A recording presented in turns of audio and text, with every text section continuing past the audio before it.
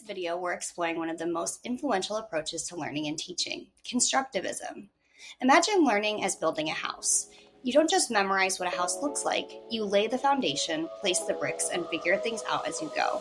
That's the heart of constructivism, learning by constructing meaning yourself. Today we'll be talking about a timeline of learning theories leading to constructivism, what constructivism is, influential theorists and concepts, and real-world applications of constructivism. Let's start with a brief timeline. First, behaviorism. Popular in the early to mid-1900s, behaviorism focused on observable behaviors and how they're shaped by reinforcement. Think of Pavlov's dogs or Skinner's box. In classrooms, this is translated to rewards, punishments, and repetition. Next came cognitivism. Gaining traction in the 1950s to 70s, cognitivism emphasized the mind, how we process, store, and retrieve information. Teaching focused more on how students think, organize knowledge, and solve problems. Finally, constructivism.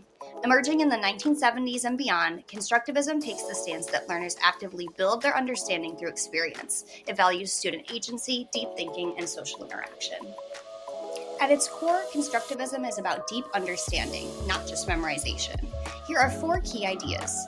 Learning is active and constructed by the learner. Prior knowledge plays a critical role. Social interaction supports learning. And learning is most powerful when it's contextual and meaningful. Now take a second to pause and reflect. What could a constructivist instructional approach look like? Maybe real-world tasks, more collaboration, less testing, more projects? 2 key figures shaped constructivist theory. First, Lev Vygotsky, who introduced the zone of proximal development, or ZPD, as well as the idea of scaffolding, and Jerome Bruner, who developed the spiral curriculum and identified modes of representation. The zone of proximal development is the space between what a learner can do on their own and what they can do with help. Scaffolding happens within this zone. It's the support provided, like hints, tools, or examples, so learners can succeed without being overwhelmed. Imagine a building under construction. You put up scaffolding to support it, and as it becomes more stable, the scaffolding comes down. Same with learning. Now I want you to think and reflect. When have you experienced scaffolding in or outside of the classroom in regards to learning? Here are some ways you might have already experienced scaffolding without even realizing it. Learning to ride a bike, first with training wheels, then with a steady hand, and eventually independently. Or, for example, learning fractions, first slicing up a pizza, then recognizing 1/4 visually, and finally writing it as an equation. Now we'll talk about Bruner's spiral curriculum. What does a spiral do? It returns to the same point, but at a higher level. Bruner's spiral curriculum works the same way. Students revisit concepts again and again, but with increasing depth and complexity. Now I want you to think and reflect. Identify a subject you've studied multiple times at increasing levels of complexity. How did your understanding deepen over time? What subject was it?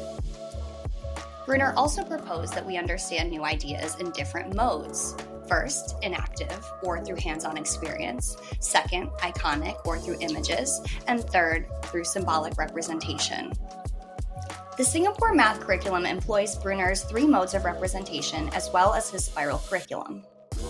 You can think of Bruner's inactive stage as the concrete stage, iconic stage as the pictorial stage, and symbolic as the abstract stage. In the concrete stage, students begin by physically counting real objects, like fruits.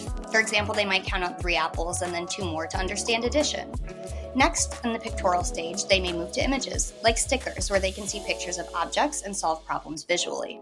Then, moving to the abstract or symbolic stage, they finally represent the same problem using numbers and symbols.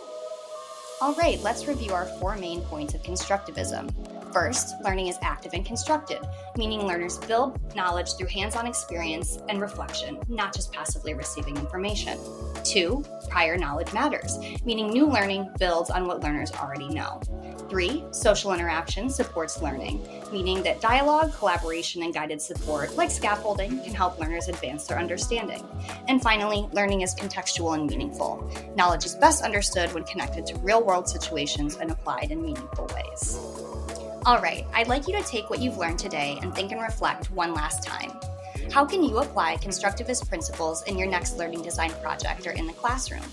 I suggest discussing this prompt with a friend, as well as the other think and reflect prompts to enhance your learning. Well, that's everything for today, folks. Thanks for being an active participant in constructing your learning today.